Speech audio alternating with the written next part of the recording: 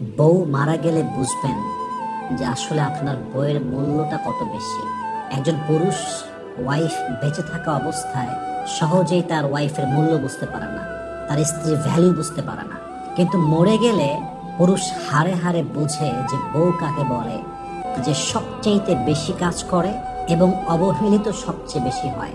সারাদিন কাজ করার পরে অ্যাপ্রিসিয়েশন তো পায় না, বরং খোটাকে তার জীবনটা নষ্ট হয়। এটাই বইয়ের মূল্য কত বেশি।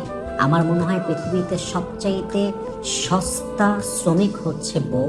দিনের পরে দিন অযত্ন করছেন, অবহেলা করছেন, একদম অমানুষের মতো বিহেভ করছেন, বেঁচে আছে তাই। মরে গেলে বুঝবেন যে বউ, অনেস্ট বউ, লয়াল বউ, যত্নশীল বউ, দায়িত্বশীল বউ কত দামি জিনিস। এই যে সবচাইতে শ্রম বেশি দেয়, লাঞ্ছিত এবং গালি সে সবচাইতে বেশি খায়। পৃথিবীতে একমাত্র সস্তা মজদুর হচ্ছে বউ, যে হচ্ছে আজকালকার সমাজে বউয়ের ডেফিনেশন। চরিত্রবান বইয়ের মূল্য কত বেশি, একজন আদর্শবান, অনেস্ট, লয়াল বইয়ের মূল্য কত বেশি, এটা ঠিক তখনই বুঝবেন যখন আপনার বউ দুনিয়ার থেকে বিদায় নিবে, মারা যাবে। Before that maybe you can't realise. এটা আপনার এখন অনুধাবন হচ্ছে না। এই পৃথিবীতে মরা মানুষের মূল্য আছে, জীবিত মানুষের মূল্য নেই। এই পৃথিবীতে কবরে দাফন হওয়া ব্যক্তির মূল্য আছে, কিন্তু যে মানুষটা বেঁচে আছে তার ইমোশন, তার আবেগ, তার কোনো কিছুর মূল্য পৃথিবীতে নেই। মরে গেলেই মূল্য বেড়ে যায় পৃথিবীর। এই জন্য বউ যদি অনেস্ট হয়, লয়াল হয়, বেঁচে থাকতে মূল্য দেন, কদর করেন।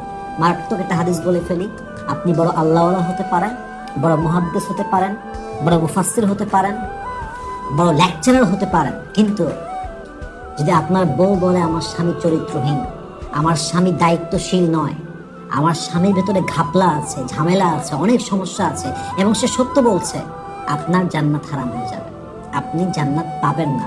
হাদিসে আসছে, বউয়ের কাছে যে সেরা, আল্লাহর কাছে সে সেরা। বউয়ের কাছে যে খারাপ, সে আল্লাহর কাছেও খারাপ। অতএব আপনাকে বুঝতে হবে, as a husband you must care your wife, as a wife you must care your husband. যতদিন বেঁচে আছে আমি আমার জায়গা থেকে মূল্যায়ন করব, যাতে করে মারা গেলেও বলতে পারি যে আলহামদুলিল্লাহ, আমার স্বামী বেঁচে থাকা অবস্থায় আমি কোনো বেইমানি করি নাই, স্বামীকে আমি অযত্ন করি নাই। আলহামদুলিল্লাহ, আমি আমার বউকে অযত্ন করি নাই। আলহামদুলিল্লাহ, আমার বউ অনেস্ট ছিল, লয়াল ছিল, তাকে আমি ধোকা দেই নাই। এটা দরকার আছে না নাই? আছে, দরকার আছে। অতএব যার যে বেঁচে আছে, it's not all about just husband and wife relationship, it's all about parents relationship, it's all about friendship relationship, it's all about all the relationship. যত সম্পর্ক আছে সব জায়গায় যত্ন নেবেন। যদি অনেস্ট মানুষ হয়, লয়াল মানুষ হয়, যত্ন নেবেন, দেখবেন আপনার জীবনে বরকত দান করবে একজন। আওয়াজ দিয়ে বলেন সবাই, তিনি কে?